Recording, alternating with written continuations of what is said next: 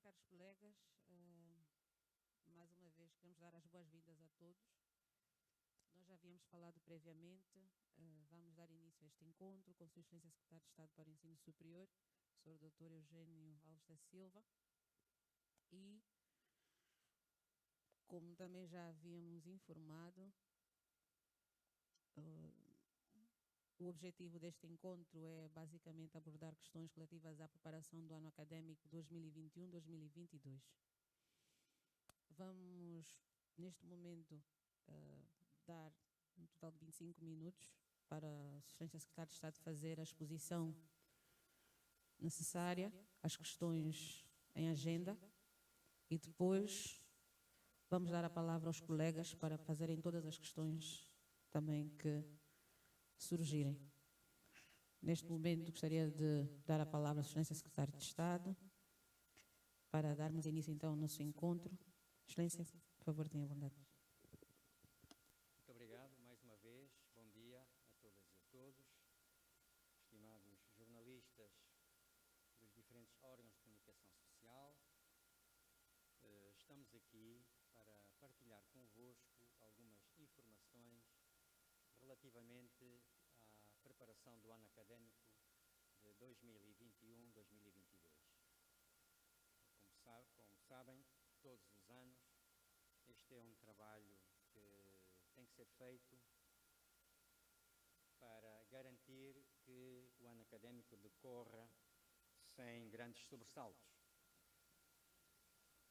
Nesta minha breve intervenção inicial, gostaria de dar algumas informações relativamente ao quadro legal das instituições e cursos, relativamente aos exames de acesso, que são a condição para ingressar no ensino superior, às vagas disponíveis nos vários cursos do ensino superior e à descontinuidade de alguns cursos na área das ciências da educação. Quanto ao quadro legal, neste momento, existem na nossa rede de instituições de ensino superior 93 instituições a funcionar, sendo 29 públicas, portanto, entre universidades, institutos e escolas superiores, e 64 privadas. Vão entrar em funcionamento no próximo ano académico 4 novas instituições privadas, uma universidade e 3 institutos politécnicos. Deixo referir que o nosso quadro de instituições apresenta 21 universidades, sendo 11 públicas e 10 privadas, 68 institutos politécnicos, dos quais 52 são privados, e 6 escolas superiores, das quais 2 privadas. Existem também instituições de cariz militar e paramilitar, algumas das quais estão integradas no nosso sistema, mas não farei aqui referência, porque elas seguem um regime próprio.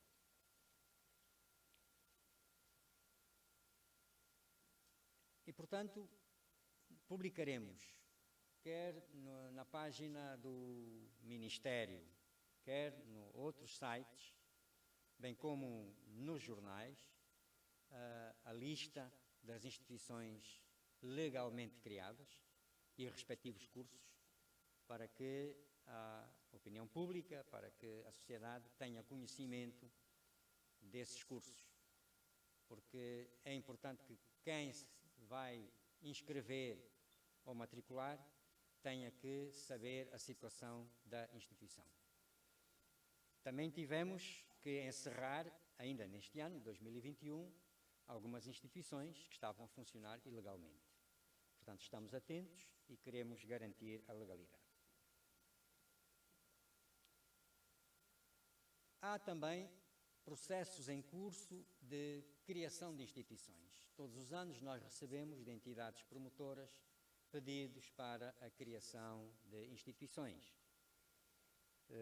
Temos neste momento 7 pedidos que foram apreciados e indeferidos, 4 pedidos que estão em fase de criação, portanto reúnem todos os pressupostos para avançar para processo de criação formal.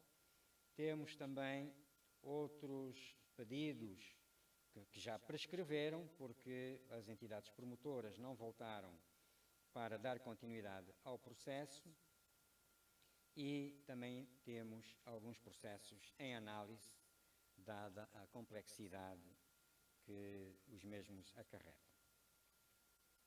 Gostaria agora de abordar a questão dos exames de acesso. Desde 2018 que existe o Regulamento Geral de Acesso ao Ensino Superior, aprovado por um decreto presidencial que estabelece regras para o acesso. O acesso é feito mediante exames de acesso. Neste momento, iniciaram as inscrições para os exames de acesso nas instituições públicas de ensino superior. No final do mês, iniciar-se-ão essas inscrições nas instituições privadas. Há um calendário aprovado que estabelece os períodos e os prazos para inscrições, para a realização dos exames, para matrículas e depois para o início do ano académico, cuja abertura está prevista para o dia 30 de setembro e início das aulas a 4 de outubro. A estrutura é a mesma, os 16 semestres letivos, mais as semanas dedicadas a exames.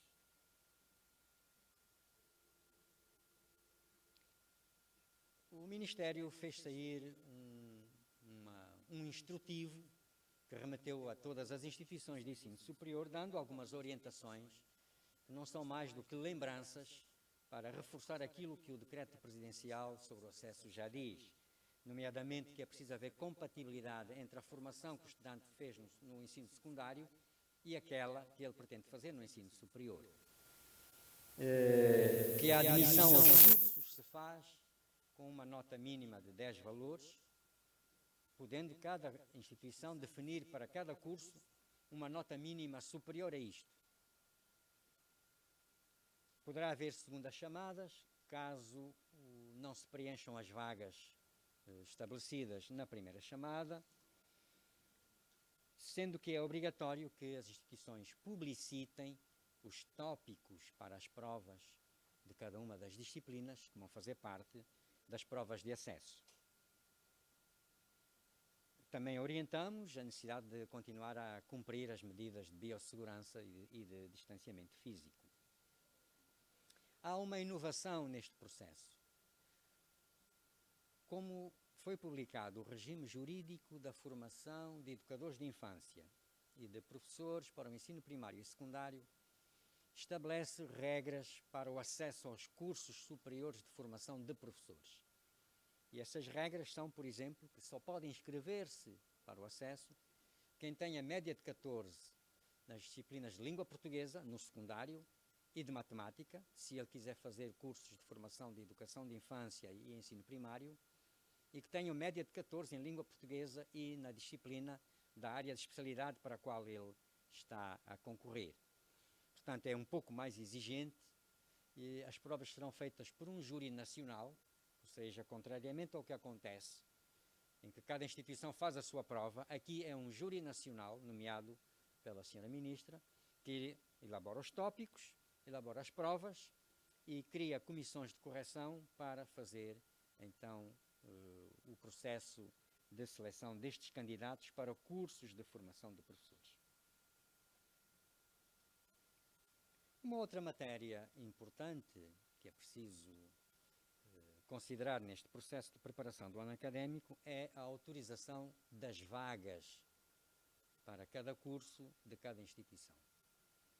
A própria Lei de Bases do Sistema de Educação e Ensino e o regime jurídico do funcionamento das instituições de ensino superior estabelece que cabe ao Ministério da Educação, através de uma comissão, que é a Comissão Nacional de Acesso ao Ensino Superior, aprovar as vagas para cada curso. Então o processo consiste em fazer com que as instituições remetam o seu pedido de vagas, fazem a solicitação, dizendo quantas vagas querem abrir para cada curso da sua oferta formativa, e depois o Ministério aprova, autoriza essas vagas, considerando um conjunto de fatores e variáveis, que é, nós só autorizamos o número de vagas em função da informação que solicitamos sobre corpo docente. Quantos docentes a instituição tem? Em função das categorias e em função do regime de efetividade. O número de salas e de laboratórios disponíveis para cursos que exigem esses laboratórios. Por exemplo, a taxa de reprovação dos últimos 3 anos, porque haverá alunos que vão repetir o ano. A capacidade que a instituição tem de orientar práticas de laboratório, atividades práticas e acompanhar estágios dos finalistas. E também o conhecimento que nós temos das condições das instituições, obtido através de visitas de supervisão, que fomos fazendo, e através das visitas da inspeção. E, portanto, logo aí podemos aferir se a instituição tem condições para ser autorizada a abrir aquelas vagas que está a pedir. E também o histórico da evolução. Algumas instituições melhoraram as condições, acrescentaram salas de aula e também pediram mais vagas. E, portanto, gostaria de dar aqui alguns números, só para termos uma noção do que é que estamos a falar. No ano passado foram pedidas 164.800 vagas. Este ano foram solicitadas 186.700 vagas. Depois desta análise feita, nós autorizamos, portanto, das 186.600, 144.300.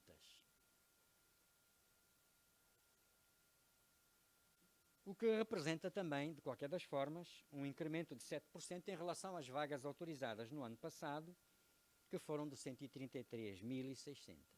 Portanto, temos mais vagas. A área das ciências sociais, comércio e direito é aquela que continua a registrar um maior número de vagas disponíveis. Portanto, elas são solicitadas, porque também tem muito mais cursos. E esta área ocupa ou preenche cerca de 42% das vagas disponíveis no ensino superior. São para cursos da área das ciências sociais, humanas, portanto, direito. A seguir, nós temos a área da educação, portanto, os cursos de formação de professores. Depois, a área da saúde e proteção social, em particular, os cursos de enfermagem pedem muitas vagas, e a área de humanidades, letras e artes. E, portanto, gostaria de dizer que nós aplicamos os critérios, analisamos cada pedido individualmente e autorizamos para cada curso o número de vagas que estavam a pedir, ou tivemos que reduzir porque entendemos que não era possível atender a todos. Imaginem uma instituição que pede 800 vagas para um curso de enfermagem, que nós visitamos e vimos que os laboratórios que têm. E nós dissemos, não, vocês com as condições que têm, só podemos autorizar 200 vagas, que é para garantir um ensino de qualidade, para garantir que se façam as práticas, que os alunos frequentem o laboratório e que no final do curso eles façam os estágios devidamente acompanhados. Portanto, foram esses os cuidados que nós tivemos. Isto é só um exemplo. Vimos também para outros cursos. A informática é também uma área que solicitaram muitas vagas. Por exemplo, das 13.000 vagas solicitadas, autorizamos 11.000, não houve uma grande queda. Mas foi na enfermagem onde houve pedidos para 12.400 vagas e nós autorizamos 7.000 vagas. porque é uma área muito sensível, porque sabemos as condições que as instituições têm, porque queremos garantir uma formação de qualidade. Na área do direito também foram pedidas 16.800 vagas e autorizamos 13.074.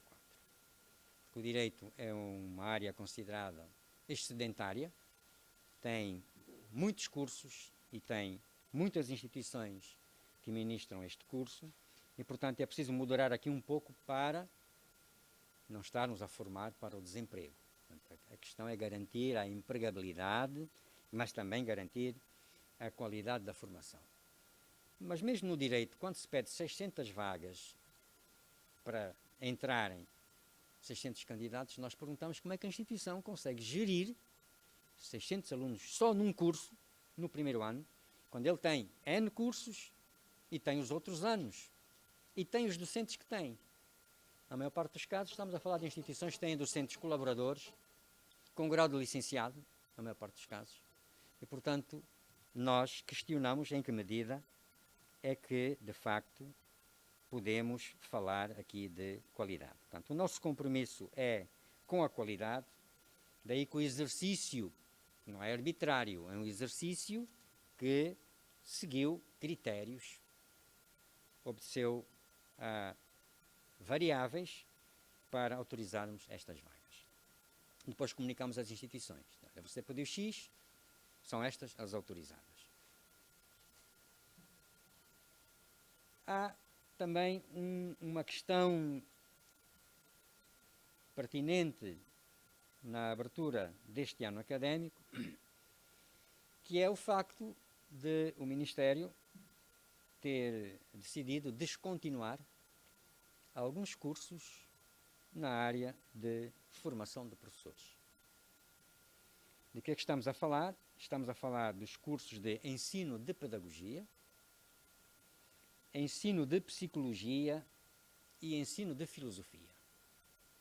O curso de ensino de pedagogia é ministrado em 25 instituições. O da ensino de psicologia é ministrado em 35 instituições e o ensino da filosofia em 3 instituições. Então, estamos a falar de públicas e privadas. E porquê que orientamos isto? Porque verificamos que estes cursos já não respondem, do ponto de vista do perfil e do ponto de vista da empregabilidade, às necessidades do sistema educativo. As instituições de ensino superior pedagógicas visam formar professores e quadros para o ensino. Ora, um pedagogo, na verdade, além de ministrar aulas de pedagogia no ensino secundário pedagógico, depois não sabe fazer mais nada. Não sabe dar aulas na instrução primária, não é educador de infância, não tem competência para ensinar qualquer outra disciplina, matemática, física ou língua portuguesa, e, portanto, deixaram de ter mercado. E, portanto, são perfis muito específicos que já não são necessários no sistema educativo. Até porque, sendo pessoas que vão trabalhar no ensino secundário pedagógico para formar professores, este ensino secundário pedagógico, ministrado nas escolas de magistério e nas escolas de formação de professores, também está em processo de descontinuação. Porquê? Porque a partir de 2027 vai deixar de existir formação de professores de nível secundário. E, portanto, gradualmente estas escolas vão desaparecendo e, portanto, as necessidades do sistema educativo vão reduzindo. Deixaremos de precisar de professores de pedagogia, de psicologia, de filosofia. E, portanto, estas pessoas não estão qualificadas para a docência de outras matérias na educação pré-escolar, no ensino primário e no ensino geral. E também estamos a gastar recursos públicos e até recursos privados, porque também há privadas que têm estes cursos, para formar professores em áreas não necessárias. Portanto, estamos a formar para o desemprego. Porque nos concursos do Ministério da Educação para acesso à carreira docente, o perfil está lá muito específico. Professor para matemática, para física, química, língua portuguesa, biologia, etc. E estas pessoas não têm nenhuma desta formação. E, portanto, vamos usar estes recursos para formar professores nas áreas em que são necessárias. E para além da descontinuação, sugerimos uma medida complementar que é substituir estes cursos por outros mais úteis, educação de infância e ensino primário, fazendo com que os alunos do segundo e terceiro anos possam transitar para um destes cursos. Os que estão no último ano terminam o curso. No primeiro ano já não entra ninguém nestes cursos assim, porque vão ser substituídos por outros cursos. Portanto, é uma medida que, contrariamente ao que muita gente julga, que foi pensada, foi tomada em função da análise do quadro atual de necessidades do sistema educativo, para quem estas instituições servem. Para terminar, gostaria de vos dar assim um quadro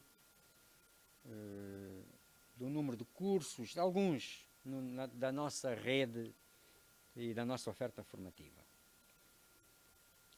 Os cursos de psicologia, os cursos de filosofia vão continuar a existir nas instituições que formam psicólogos e filósofos. Estamos a falar de descontinuação de cursos que formam professores de psicologia, pedagogia e filosofia. Por exemplo, no país nós temos 74 instituições que têm um curso de psicologia, das 93.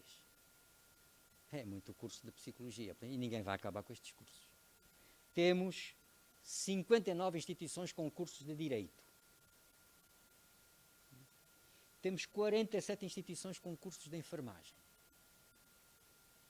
Portanto, reparem, para além do número de cursos, também pedir-se um número elevado de vagas. 40 instituições têm cursos de contabilidade, finanças e auditoria. Por exemplo, outro curso também existe em grande quantidade, é o de engenharia informática, 39 cursos.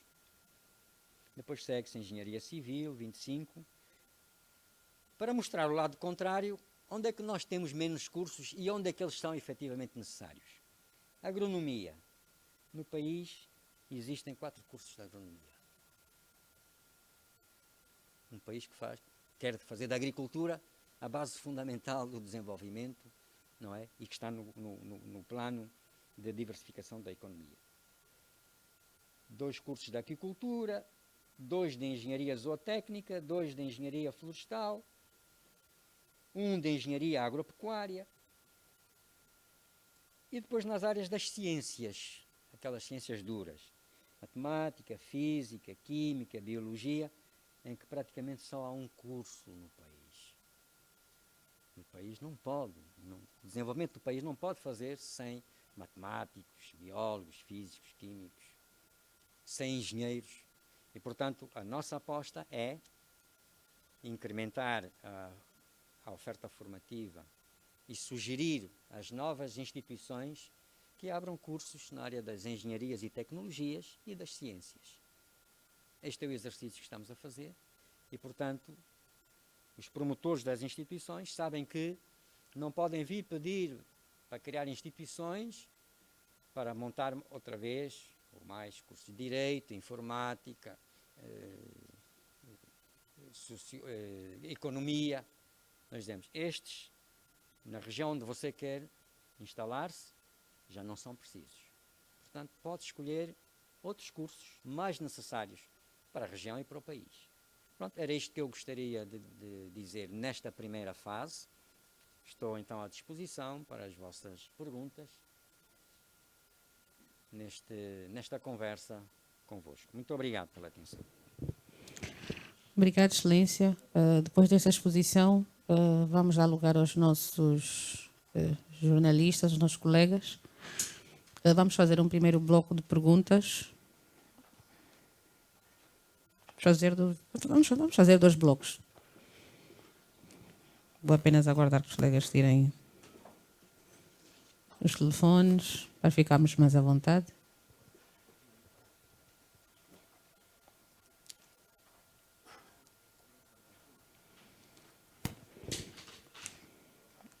Ok. Então, Vamos dar início então. Já temos aqui, vai ser mesmo por mão levantada. Já temos aqui a Rádio Nacional e a TV Zimbo.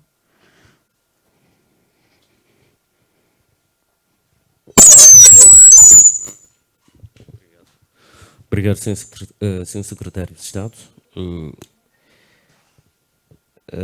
Gostaria, Adriano Belmiro, pela Rádio Nacional, gostaria que falasse de forma um pouco mais detalhada sobre esta descontinuidade dos cursos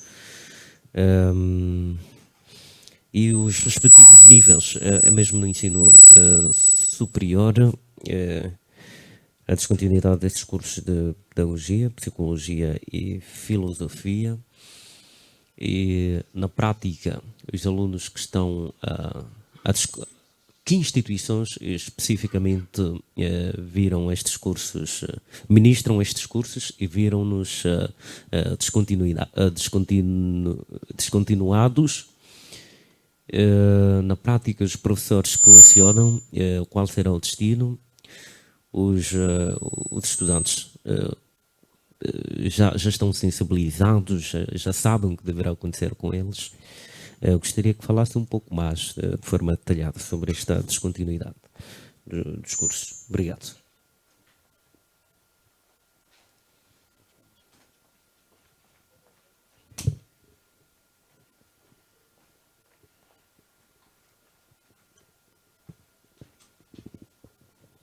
Obrigado. Adilson Chifuanda, TV Zimbo. O Sr. Secretário de Estado concluiu a sua apresentação dizendo que todo esse processo tem em vista a melhoria da qualidade do ensino no nosso país. Adilson Chifuanda, TV Zimbo. Ora, há algumas semanas saiu um relatório sobre as 300 melhores universidades de África e Angola não tem nenhuma universidade entre as 300 universidades que constam das melhores a nível do nosso continente. Esta questão da qualidade do ensino no nosso país já vem sendo discutida há algum tempo e infelizmente passa ano, entra ano,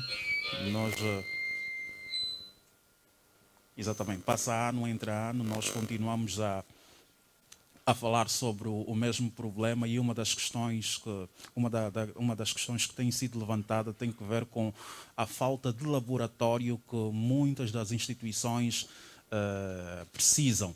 E os estudantes reclamam desta falta de laboratório depois do ensino prático dos cursos que fazem nas instituições.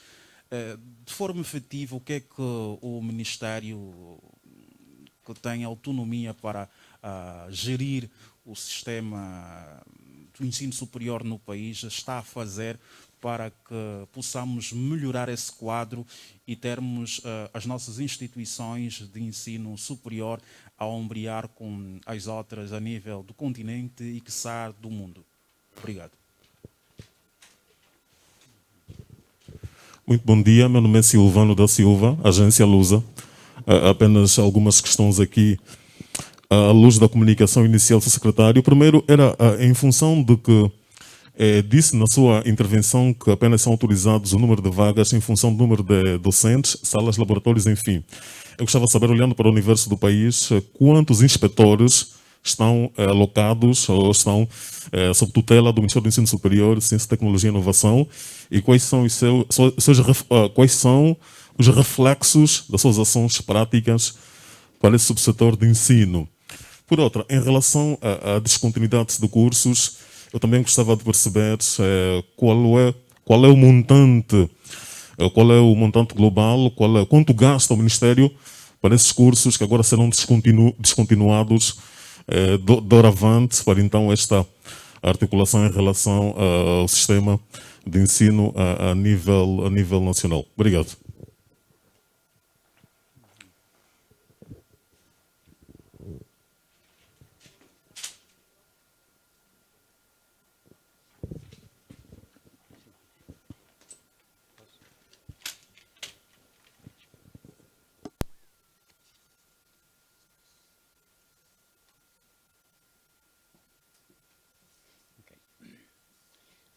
Parece que o tema candente é o da descontinuidade dos cursos. Na verdade, é uma medida que surge pela primeira vez, mas que decorre do facto de se reconhecer que no domínio da formação de professores, a oferta formativa precisa de se ajustar às necessidades do sistema educativo. Os ISEDs têm existência desde 1980, quando surgiu o primeiro, e 5 anos depois foram surgindo outros. Nós temos no país 7 ISEDs, temos 6 escolas superiores pedagógicas, portanto, 3 são autónomas, mas 3 são unidades orgânicas de universidades públicas, e também temos cerca de 19,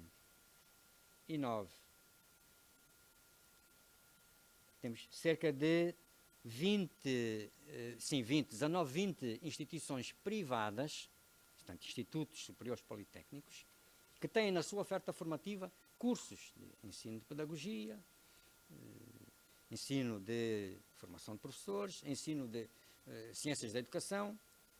Portanto, são 19.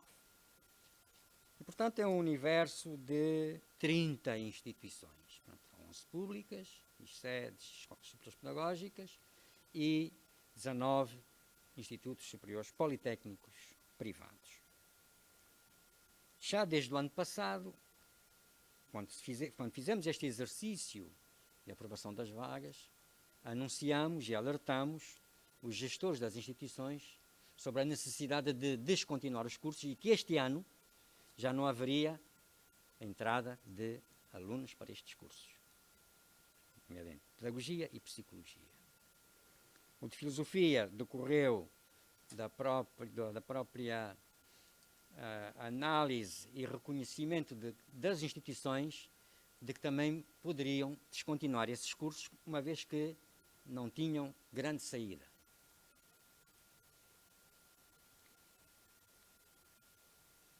Agora, com a publicação do regime jurídico da formação de professores, sentimos precisamente a necessidade de ajustar a formação de professores às necessidades do sistema educativo.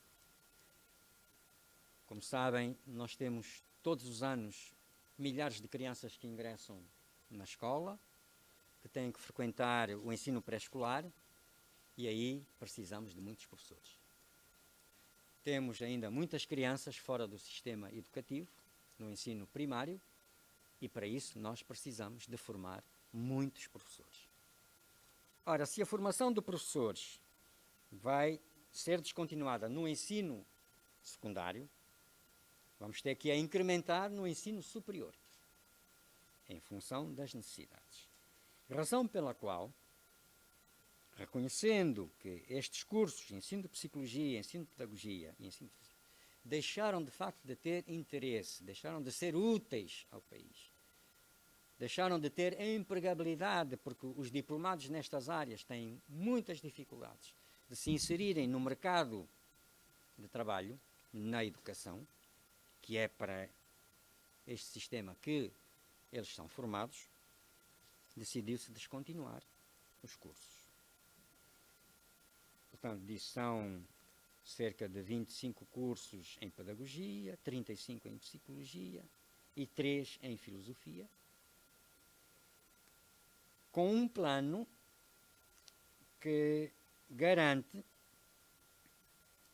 que os estudantes que estão atualmente no 2º e 3º anos possam fazer uma transição para cursos de educação de infância ou de ensino primário, mediante uma adaptação do currículo.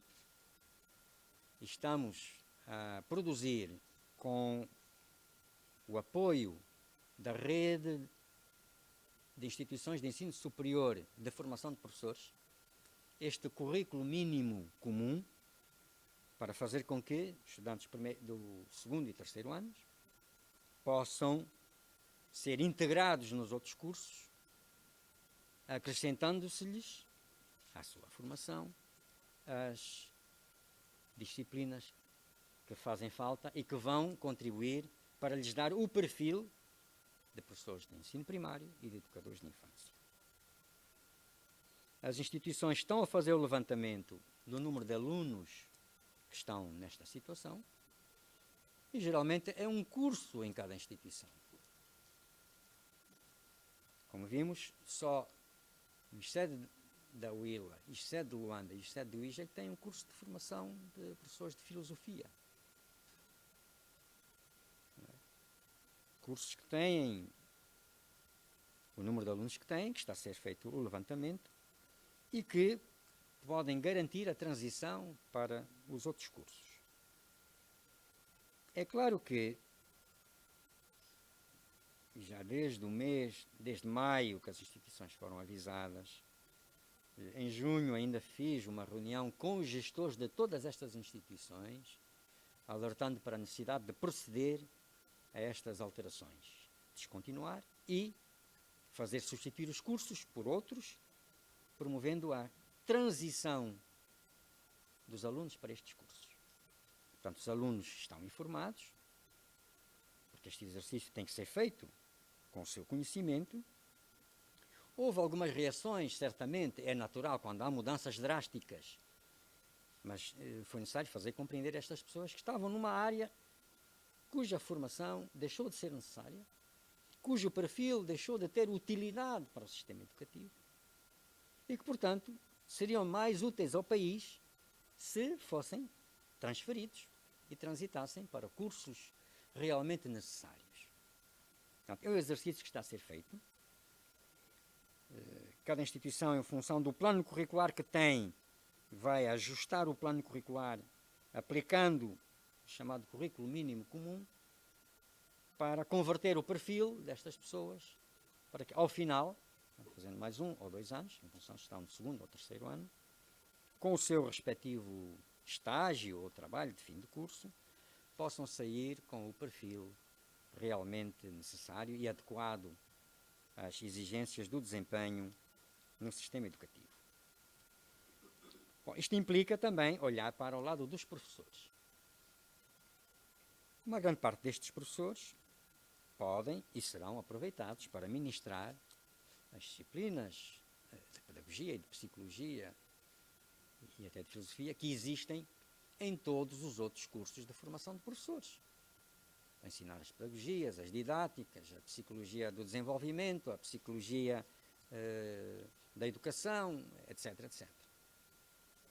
Em alguns casos, estes professores, e muitos deles, estão em processo de formação pós-graduada para, precisamente, adquirirem as competências para passarem a lecionar nos cursos de formação de educação de infância e de ensino primário, para serem formadores de professores nos próprios ISEDs, que também têm cursos de mestrado e é aí onde eles irão trabalhar.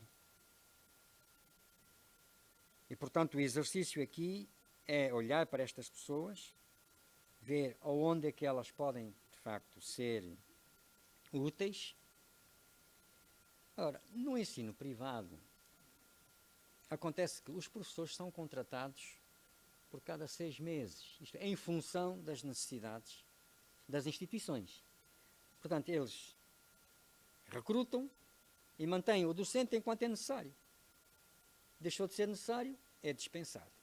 E este ciclo repete-se no ano seguinte. Estas instituições que também têm que converter os cursos poderão aproveitar estes docentes se eles tiverem o perfil certo.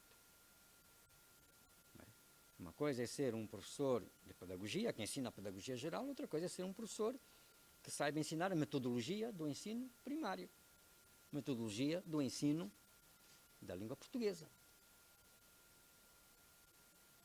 E, portanto, certamente, alguns serão dispensados, como têm sido até aqui, porque é a prática das instituições de ensino superior privadas.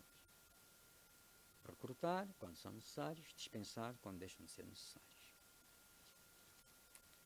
É certo que, do ponto de vista da responsabilidade social e ética, estas instituições podem, se for o caso, se julgar que eles têm perfil adequado, aproveitar estas pessoas para outras tarefas no âmbito do ensino. Porque o professor ministra disciplinas da sua área de especialidade e pode ministrar disciplinas de áreas afins. Também é prática comum, acontece, até nas instituições públicas, quando por vezes na transição dos semestres muda, portanto, as disciplinas, umas encerram, outras abrem, outras iniciam, e portanto o docente também tem que ser suficientemente flexível, versátil, para ser capaz de abraçar novos projetos, de ministrar disciplinas afins. Isto só contribui também para o enriquecimento do seu perfil, para o tornar também continuamente empregável, porque um docente que se atrasa, que fica descontextualizado, que fica ultrapassado, ele próprio deixa de ser útil à instituição onde presta serviço.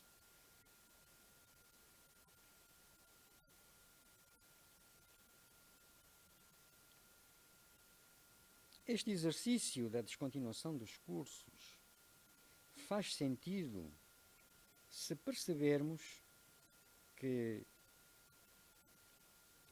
estas instituições, e sedes principalmente, poderão vir a formar professores, nem sempre no modelo atual, o aluno entra no primeiro ano e sai ao final do quarto ou quinto ano com um diploma, em todas as áreas.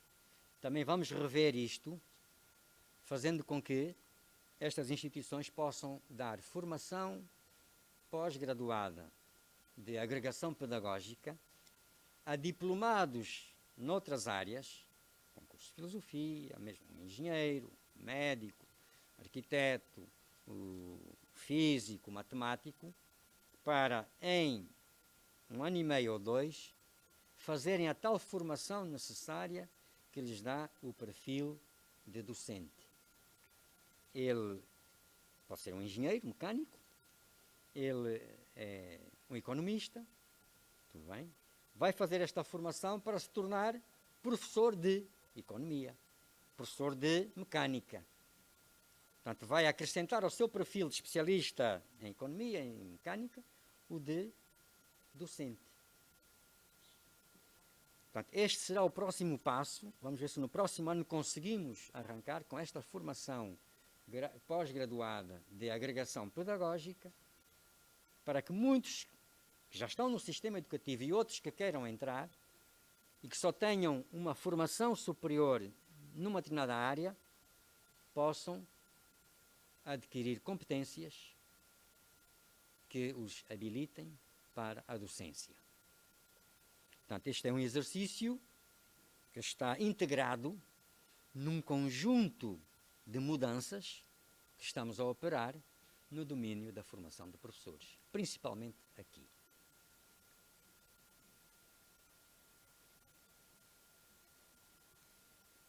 Falando do ranking das universidades de África, as 300 melhores universidades da África.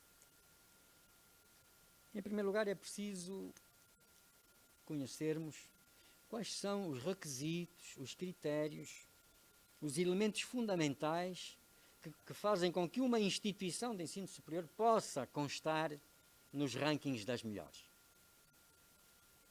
Isso não acontece pelo número de cursos que tem. Não acontece porque se dedica apenas ao ensino. Acontece quando essas instituições têm uma produção de conhecimento científico relevante, acentuada, com docentes investigadores que produzem, que escrevem, que publicam, que são citados e, portanto, tornam-se conhecidos pela comunidade académica internacional. Produção de conhecimento. Portanto, número de publicações, de citações. Naturalmente, pelo nível do corpo docente. O nosso corpo docente nacional, que tem neste momento cerca de 10.400 docentes, tem 10% de doutores, isto é, 1.040 doutores. Tem 35% de mestres, ou seja, 3.500, 3.600 mestres. Como é que um corpo docente destes pode, de facto, fazer investigação, produzir conhecimento, se a investigação é apanágio dos doutores e dos mestres? Portanto, se um corpo docente com estas características não pode produzir muita investigação, não pode produzir muito conhecimento. É utilizado fundamentalmente para o ensino. E o ensino não conta muito. É certo que o nível dos cursos, a qualidade dos cursos, que é avaliada por processos de avaliação interna e externa, e que diz, naquele país, naquela universidade, aquele curso é um curso de referência, isso também conta para projetar a universidade. Portanto, conhecimento produzido, nível dos cursos avaliados e reconhecidos pela comunidade académica, perfil do corpo docente, especialmente quantidade de doutores, e nós temos uma carência enorme de doutores. Certo que neste momento temos muitos a formarem-se, fazendo doutoramentos no país e no estrangeiro, uma quantidade enorme também a fazer mestrados, e portanto este número tende a aumentar, mas ainda não é suficiente para, em pouco tempo, pormos as nossas universidades no ranking das melhores de África.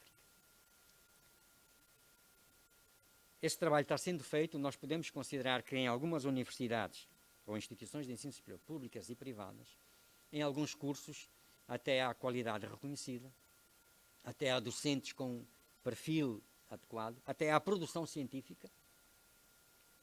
Nós formos pesquisar as bases de dados sobre a produtividade de cada país, produtividade científica académica, vamos encontrar Angola lá num lugarzinho, com um X número de publicações e citações. Porquê? Porque mesmo os nossos doutores, também ainda não se habituaram a fazer propostas de artigos para serem publicados em revistas indexadas, em revistas de referência, que têm critérios muito rigorosos, de cientificidade, de rigor, etc. Tem algum receio, é natural, mas é preciso trabalhar para isso, para publicar nessas revistas no estrangeiro. Nós temos muitas revistas no país, revistas académicas, revistas científicas, onde os docentes até publicam. Mas essas revistas, em primeiro lugar, também têm que estar associadas a essas bases de dados internacionais, têm que cumprir critérios de exigência e cientificidade para lá estarem, para serem contabilizadas como produção relevante. Portanto, é preciso fazer trabalho também de aumentar o número de revistas científicas, inscrevê-las, inseri-las nessas bases de dados internacionais de referência, cotadas, para que esta produção possa ser considerada e reconhecida. Até lá, continuaremos ainda a ficar um pouco à margem destes processos e de integração das nossas universidades no ranking das melhores universidades de África. É um caminho longo, porque as que lá estão também percorreram muitos anos. Algumas conseguiram, por estratégia, fazer avanços rápidos, porque apostaram seriamente na produção, na formação de doutores e mestres, na produção do conhecimento, na instalação de laboratórios para produzir este conhecimento. No nosso país temos vivido, nos últimos tempos, uma situação de subfinanciamento do ensino superior. E, portanto, com o orçamento de que dispomos, não é possível, e do ponto de vista das instituições públicas, fazer muitos investimentos em laboratórios, em infraestrutura para assegurar a produção científica.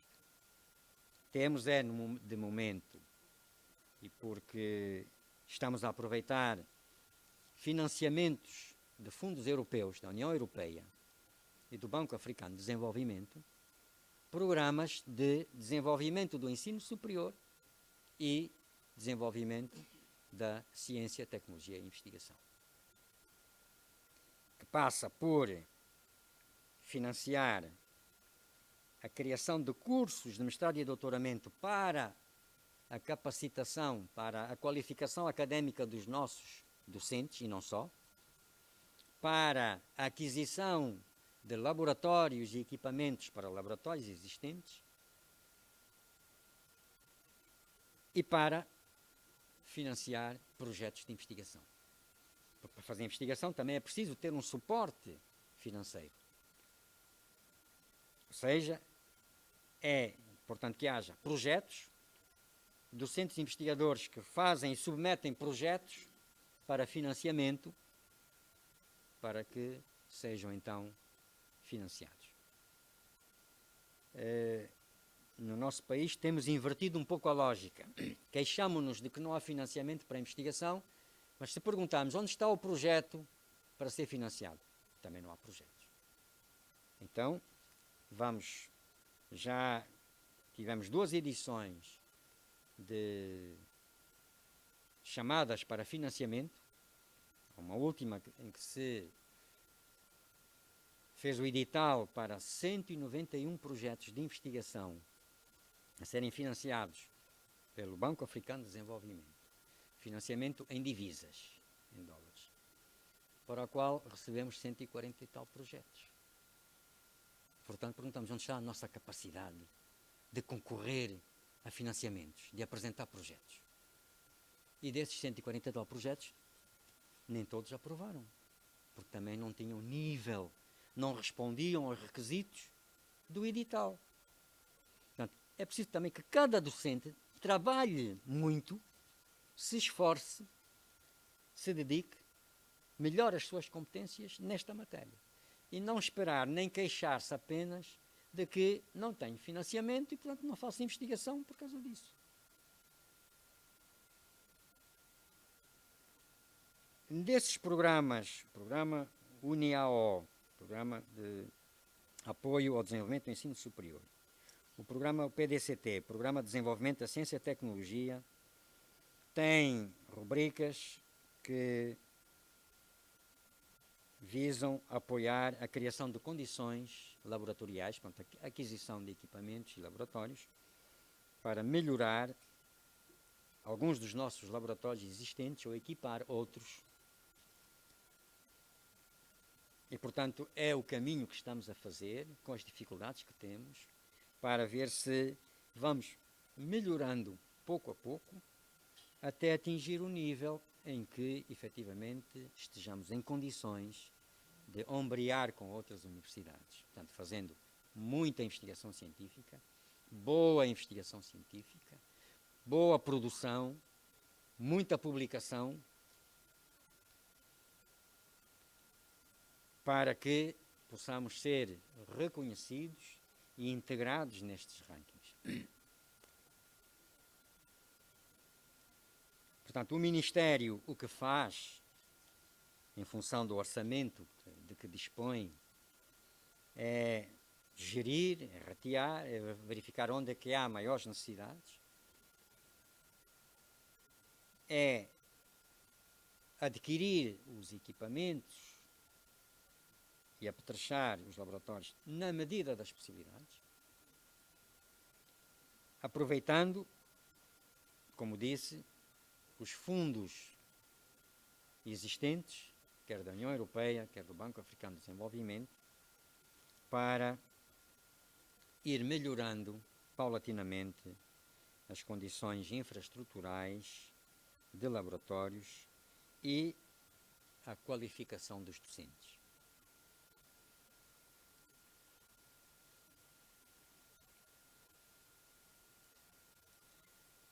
A atividade das instituições de ensino superior durante o ano académico é acompanhada do ponto de vista da supervisão e do ponto de vista da inspeção. A supervisão é um exercício que consiste em ir visitar as instituições e olhar, perceber como são feitas as coisas. quem é que faz, como é que faz, se cumprem os procedimentos legais, metodológicos, e deixar recomendações. Nestes tempos de pandemia, esta atividade está muito limitada, mas neste ano que está a terminar, o ano académico,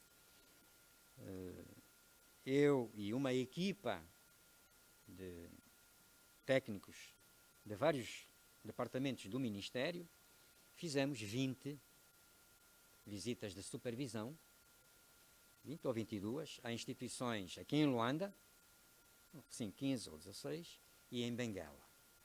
Queríamos ter feito mais, ter ido a outras províncias, mas não foi possível. E deu para constatar, de facto, a dinâmica das instituições. Como é que elas funcionam? Quem é que, de facto, está a trabalhar e como é que está a trabalhar? E deixar recomendações. Também foram realizadas várias ações de inspeção a instituições, especialmente no caso em que houve denúncias de irregularidades, de processos que não estão a correr bem, de queixas, ou seja, de alunos ou de professores, ou até do público, relativamente a algo que não está em conformidade com a legislação.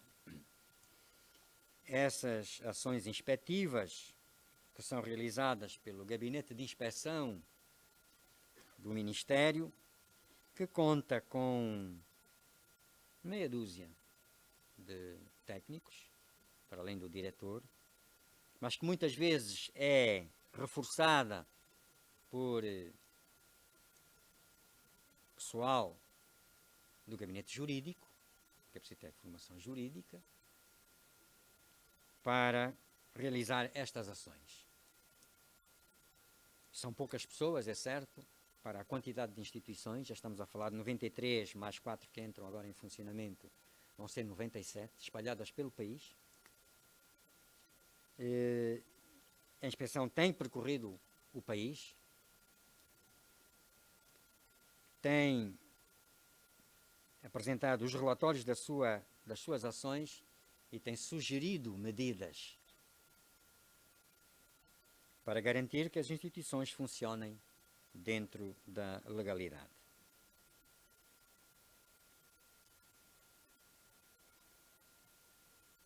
Há uma questão que foi colocada, mas que não respondi quando falei da descontinuidade dos cursos.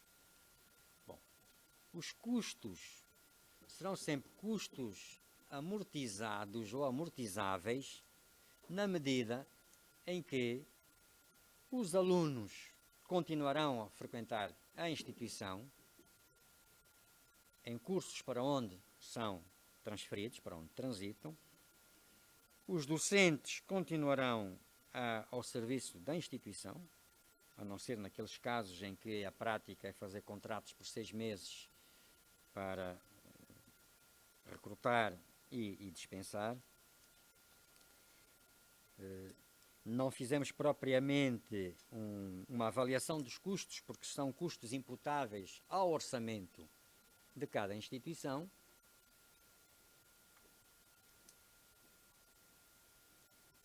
Mas certamente para cada curso destes, nós estamos a falar de entre 5 a 15 docentes com a especialidade, porque esses cursos também usam docentes de outros departamentos, de outras áreas, que ministram disciplinas de áreas complementares, as chamadas áreas transversais. Portanto, este não é propriamente o problema maior. O problema maior é o de constatarmos que estávamos a formar pessoas para o desemprego, de gastar recursos públicos, privados, para pôr no mercado de trabalho pessoas que não seriam absorvidas, e no caso concreto, pelo Ministério da Educação. Queremos reverter este quadro para fazer com que quer as instituições, quer os cursos continuem a ser úteis ao país, relevantes e pertinentes. Não só do ponto de vista das áreas, mas também do ponto de vista do currículo. Por isso é que estamos a fazer a revisão curricular, para adequar o conteúdo dos cursos ao perfil que está definido e que servirá as exigências do desempenho docente lá nas escolas, que é para onde eles estão a ser formados. Creio que deixei aqui uma visão em relação às questões que me foram colocadas. Se acharem que depois, na outra leva, queiram colocar outras questões, estou à disposição.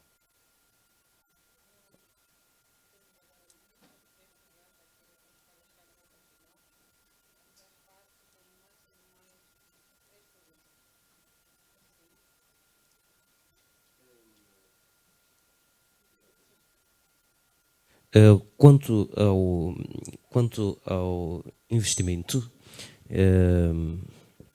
assim, em termos daquilo que foi o orçamento para o setor do ensino superior, quanto foi gasto em investigação? E a segunda e última questão é que parecer tem sobre a afirmação: a Universidade Agostinho Neto caminha para um colégio do ensino superior. Uma afirmação proferida pelo professor doutor jurista Rui Araújo. Obrigado.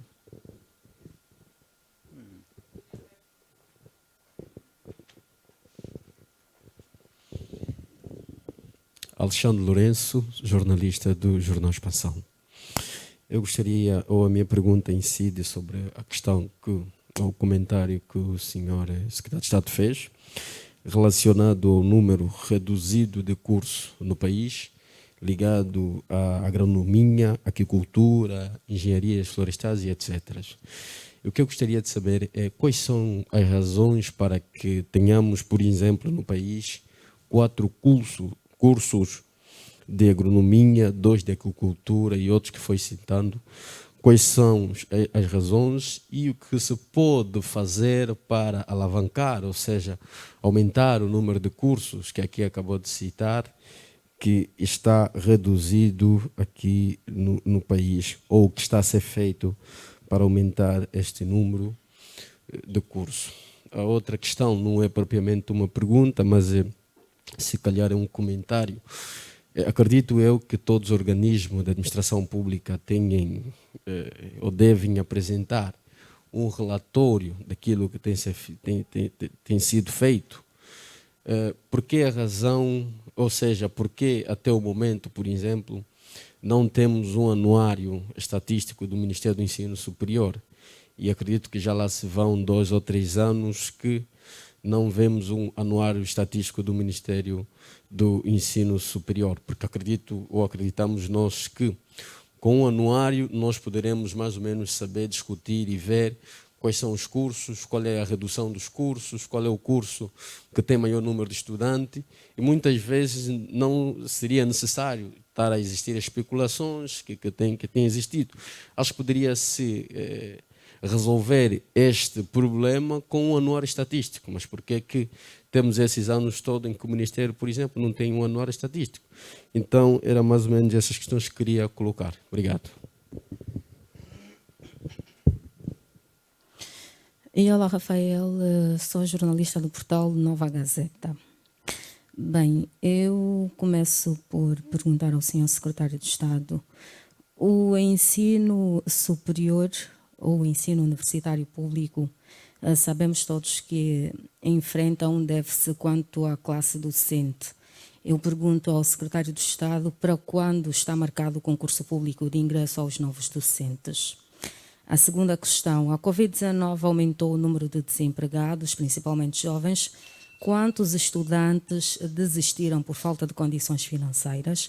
A terceira é: que balanço é que se pode fazer do ano académico 2020-2021, que foi fortemente afetado pela pandemia? Obrigada.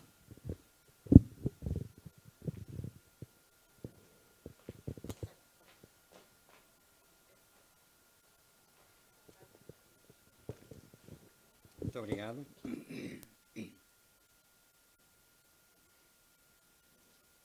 Em relação às questões orçamentais, e em particular o orçamento e os gastos para a investigação, A pergunta deverá ser dirigida ao Secretário de Estado para a Ciência, Tecnologia e Inovação, que é a área dele. E, portanto, é uma questão que não estou preparado para responder, porque não me tenho ocupado desta área, que tem um Secretário de Estado próprio. Mas certamente, e porque é público, que o orçamento dedicado à investigação, que é 0,06, não chega a 0,1% do PIB, é muito pouco. É 0,6, não chega a 1% do PIB. É muito pouco para as necessidades de financiar a investigação científica, no sentido de produzir conhecimento, no sentido de contribuir para o desenvolvimento da tecnologia, para a produção de protótipos, para o desenvolvimento de ideias, etc. Apesar de tudo, muitas das nossas instituições, porque tem havido o chamado Fundo dos Petróleos para a Investigação Científica. Já houve um primeiro edital para financiamento de projetos de investigação.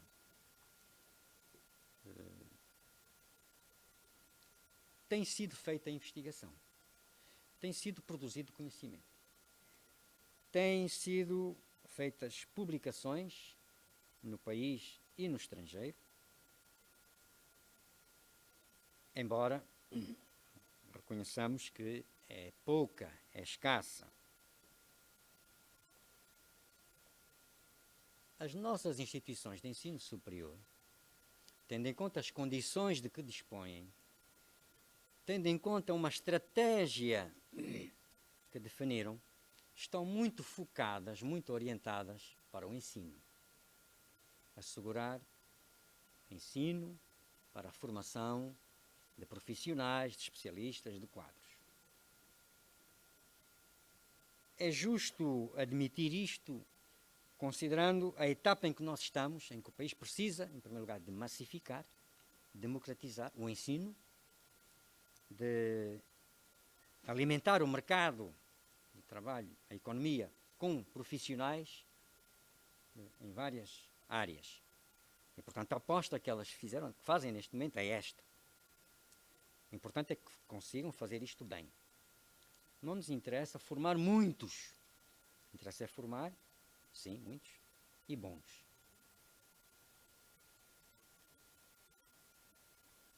Sobre a investigação, temos o quadro que temos.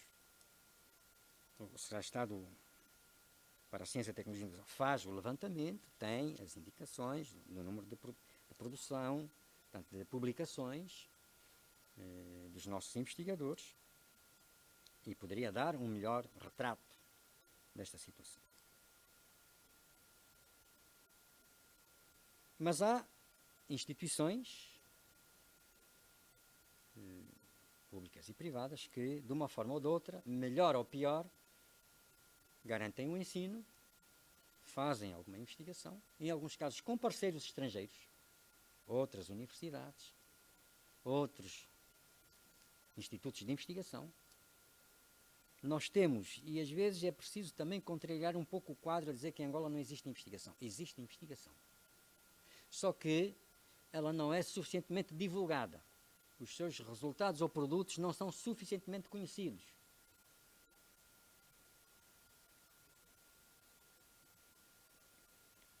E é este o trabalho que tem que se fazer. Seja por via das revistas científicas, por via da publicação lá fora, dar visibilidade ao produto da nossa investigação, ao produto do nosso desenvolvimento do ponto de vista das startups, do apoio aos Fab Labs, portanto, aos laboratórios de ideias que temos em algumas instituições.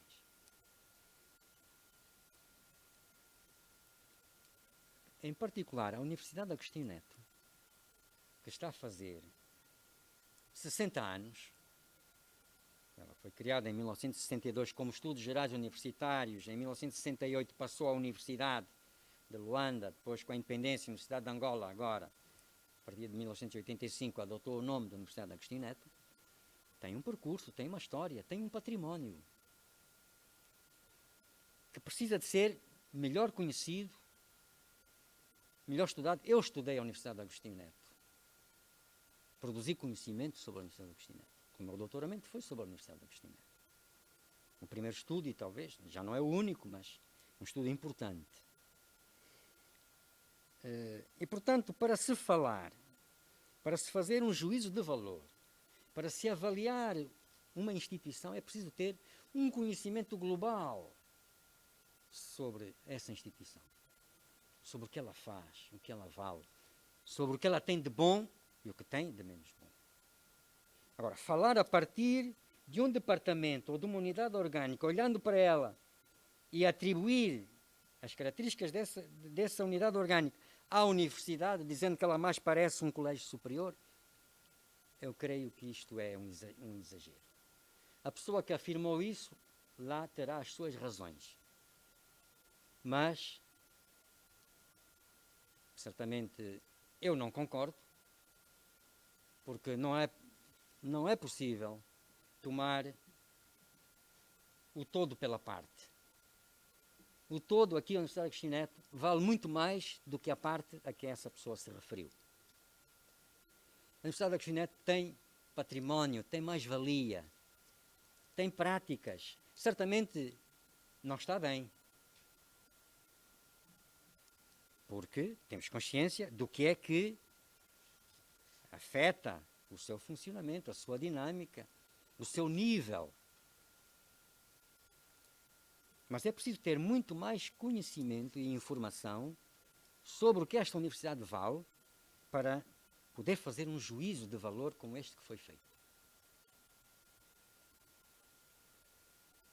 Isto desmerece a própria pessoa, mostra que ou não sabe efetivamente do que é que está a falar, ou não conhece a universidade de que ele diz ser docente. Eu não tenho essa percepção e certamente poderemos encontrar aqui muitos elementos, muitos dados que corroboram a ideia de que a Universidade de Agostinho Neto não é um colégio superior, de ensino superior, que a Universidade de Agostinho Neto tem a sua própria dinâmica e está a fazer o seu caminho no contexto das dificuldades que o país atravessa e que afetam as organizações de ensino como qualquer outra organização.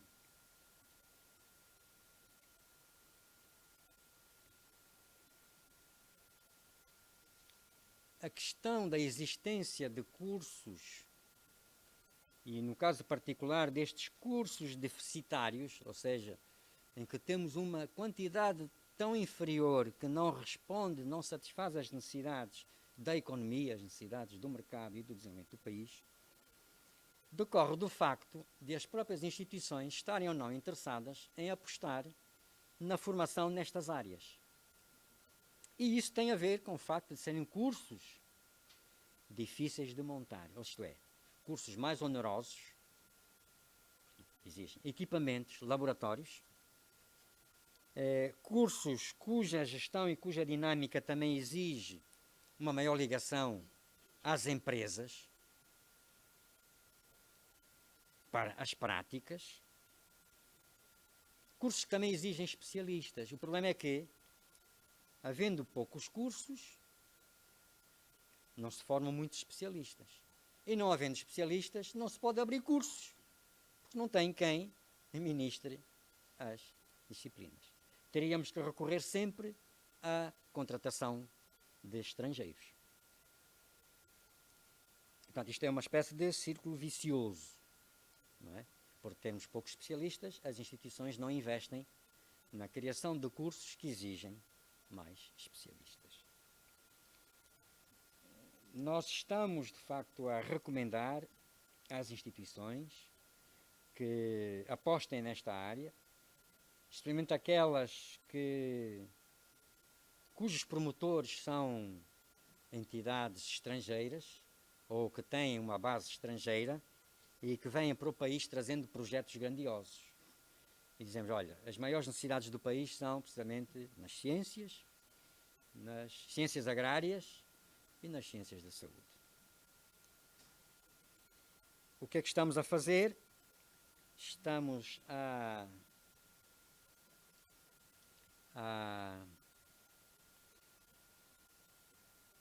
sugerir às instituições, estamos a trabalhar num documento de estratégia da regulação da oferta formativa, definindo as áreas, portanto, áreas científicas, e as regiões onde recomendamos a abertura destes cursos mais necessários, em particular na área das ciências agrárias, das ciências da saúde e das ciências puras.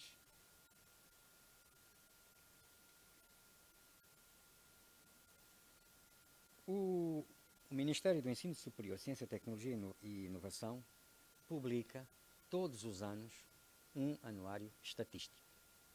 O único que está atrasado é o anuário estatístico de 2019, por razões de produção na gráfica. Portanto, o atraso deveu-se mais à edição e à produção na gráfica.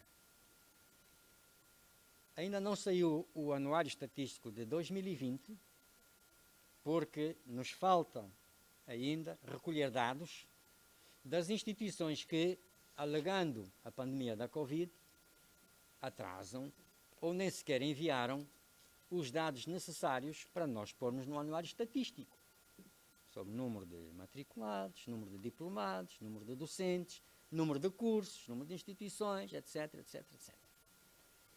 E, portanto, não se pode imputar totalmente ao Ministério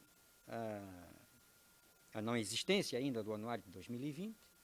Ele está a ser elaborado, estamos a pressionar as instituições que têm que enviar informação estatística para alimentar o anuário, e estamos a pressionar a gráfica para nos entregar o anuário de 2019, que está pronto há mais de um ano, mas que não sai, não entendemos bem por que razão. Está pronto e está pago. Claro, é uma informação importante.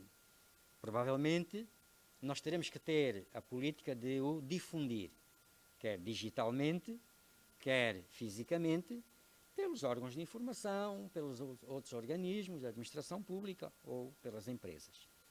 E isto está nos nossos planos de comunicação institucional, de divulgação das nossas realizações e do cumprimento dos nossos programas.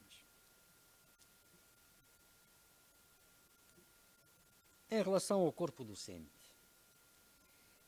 este número de docentes cobre apenas cerca de 1/3 das necessidades das nossas instituições de ensino superior.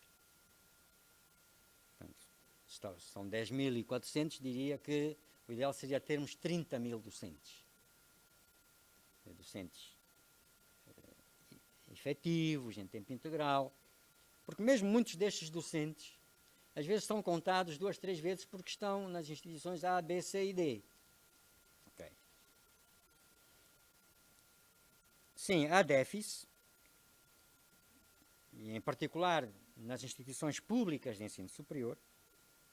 A senhora Ministra está a realizar demarches junto da Ministra das Finanças para que seja autorizada a abertura de concurso público para criação de vagas para que sejam preenchidas para o corpo docente nacional.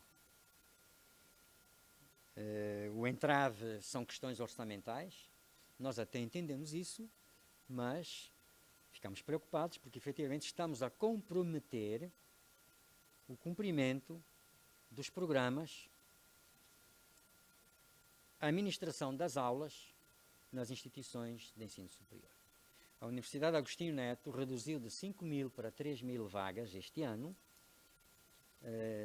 precisamente porque não tem garantia de fazer funcionar determinados anos de determinados cursos, pelo que não abriu vagas. E, portanto, isto é uma consequência direta do facto das nossas instituições não poderem contar com a possibilidade de aumentar o número de docentes que possam assegurar todas as disciplinas dos planos de estudo.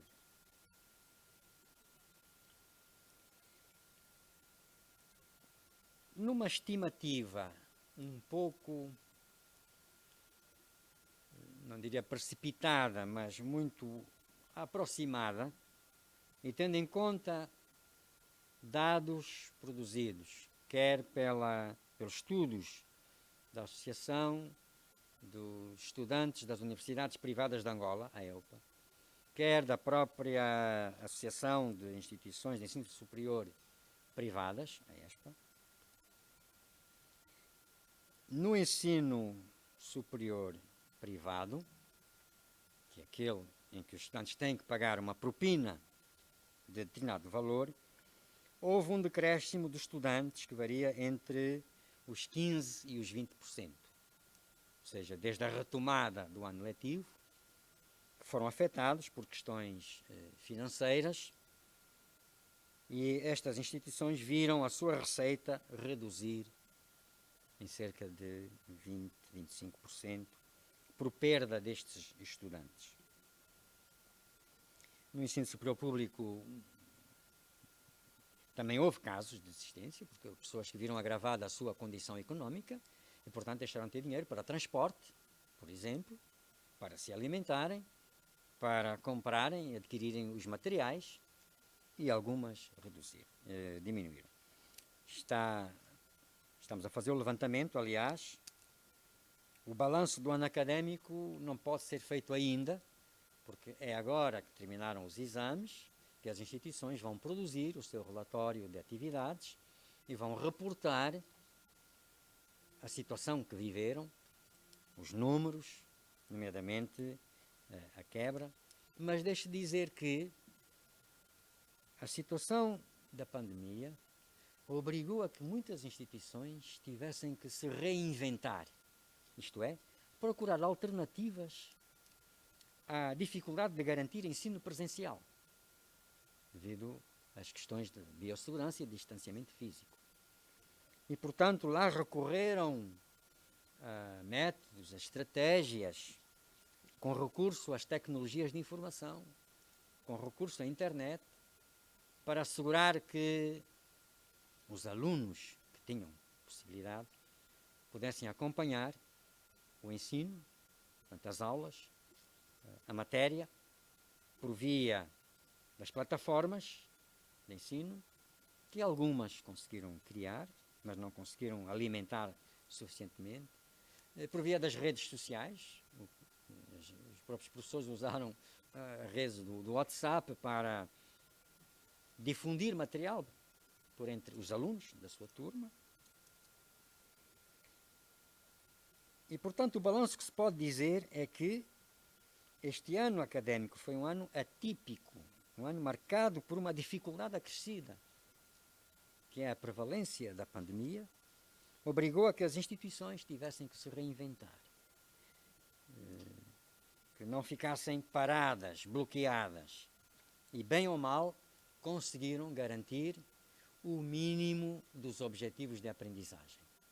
Porque temos de ter consciência de que, com metade do tempo disponível, porque as turmas foram desdobradas, os horários foram desdobrados, os alunos iam às aulas dia sim, dia não, ou semana sim, semana não, portanto, presencialmente tiveram menos tempo do que teriam se o ano fosse normal.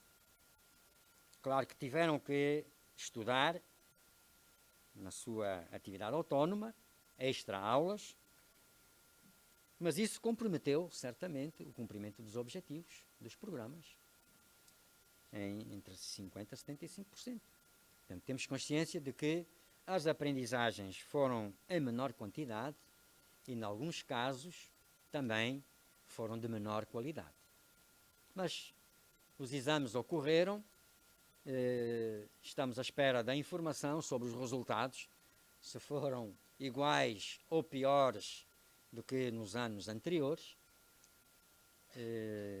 com causas que podem ser atribuídas, efetivamente, à situação de pandemia, que criou muitas limitações à atividade das instituições, dos gestores, dos docentes e dos próprios estudantes. Portanto, ainda é muito cedo para fazer um balanço, mas gostaria de dar nota de que as instituições tiveram que dar a volta à situação para continuarem a prestar o seu serviço educativo, para poderem garantir o ensino-aprendizagem nos limites dos mínimos aceitáveis. Muito obrigado.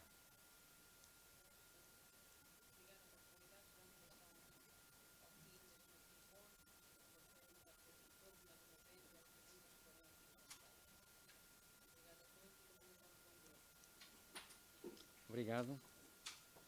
Muito prazer em ter-vos aqui. Foi bom esta conversa e espero que sirva para, pelo menos, esclarecer a opinião pública, não é? E a sociedade sobre estas situações. Muito obrigado.